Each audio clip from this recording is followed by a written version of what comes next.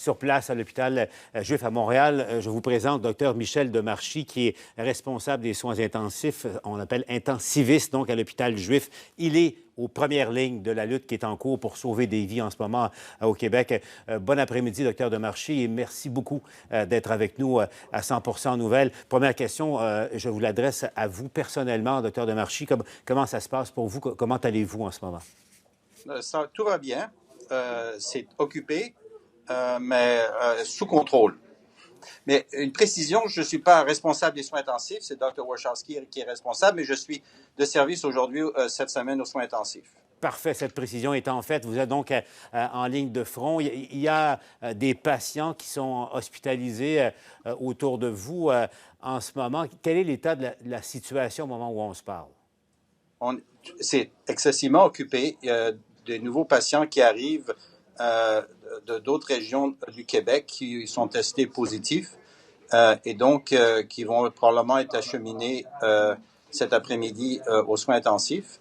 Alors, c'est évident, on est très occupé, mais tout est sous contrôle.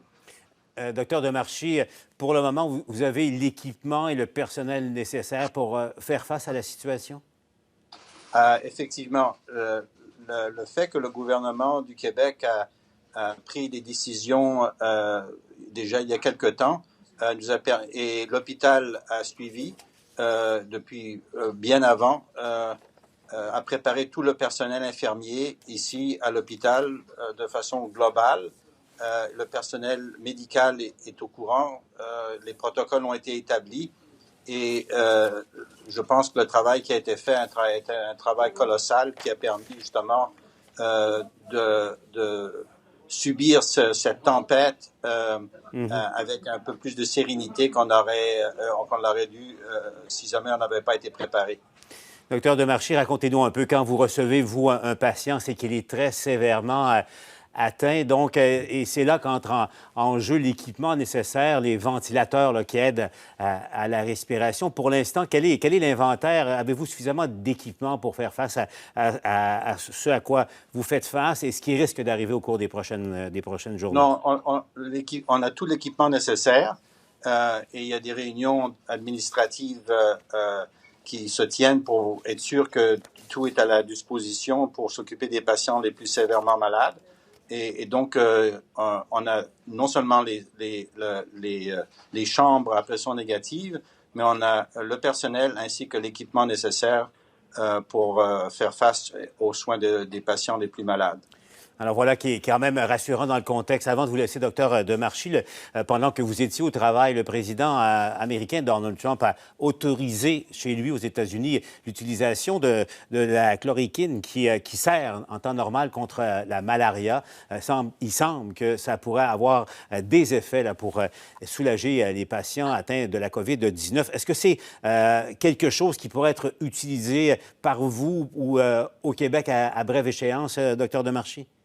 C'est-à-dire que la chloroquine était le médicament qu'on ne pouvait pas avoir. On a l'hydrochloroquine et on l'utilise déjà depuis quelques jours. Et donc, on n'a pas attendu le OK de M. Trump pour l'utiliser. On l'utilise depuis quelque temps déjà. Ah ben voilà une nouvelle importante parce qu'on le savait, il n'y avait rien comme médicament jusqu'à maintenant. Et docteur Demarchi, est-ce que, selon ce que vous constatez de façon très empirique évidemment, mais est-ce que ça semble efficace jusqu'à maintenant, autant soit peu?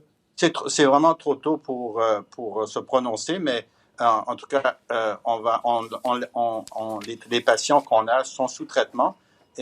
Et puis, on va voir avec le temps comment l'évolution de ces patients-là va se faire et on attend autant que tout le monde des résultats, effectivement. Docteur Demarchi, je le répète, merci infiniment d'avoir pris quelques minutes pour répondre à nos questions. Vous le savez, les gens à la maison sont bien sûr extrêmement inquiets de tout ce qui se passe. Docteur Demarchi, je vous laisserai quelques secondes pour parler à la population du Québec. Qu'est-ce que vous dites aux gens qui nous écoutent, à la fois qui sont inquiets et au fond qui se font donner des directives pour se prémunir contre ça? Qu'est-ce que vous dites aux gens? Ben, je pense que il faut écouter ce que le premier ministre dit, que Mme McCann dit, le ministre de la Santé et M. Arruda continue à répéter de ne pas avoir peur, mais de prendre sur eux et de faire le civisme, c'est-à-dire de faire attention aux directives, donc de suivre ces directives-là à la lettre pour justement pour diminuer l'impact de cette maladie sur l'ensemble de la population. Je pense que les directives sont claires. Mais c'est évident que quand on est dans un nouveau monde, dans une épidémie, dans une pandémie, les choses ne sont pas familières, ce n'est pas des choses lesquelles on est familière, mais c'est pour ça que le gouvernement, de façon répétitive, fait des appels à la population au calme. Et pour nous, de notre côté, l'hôpital nous a bien préparés et puis le personnel infirmier fait un travail remarquable pour s'occuper de ces patients-là. Docteur Michel Demarchi, je vous rappelle, les intensivistes à l'hôpital général juif, là où sont acheminés plusieurs de nos Québécois et Québécoises atteints là, gravement par la COVID-19. Docteur Demarchi, le premier ministre vous appelle nos anges gardiens.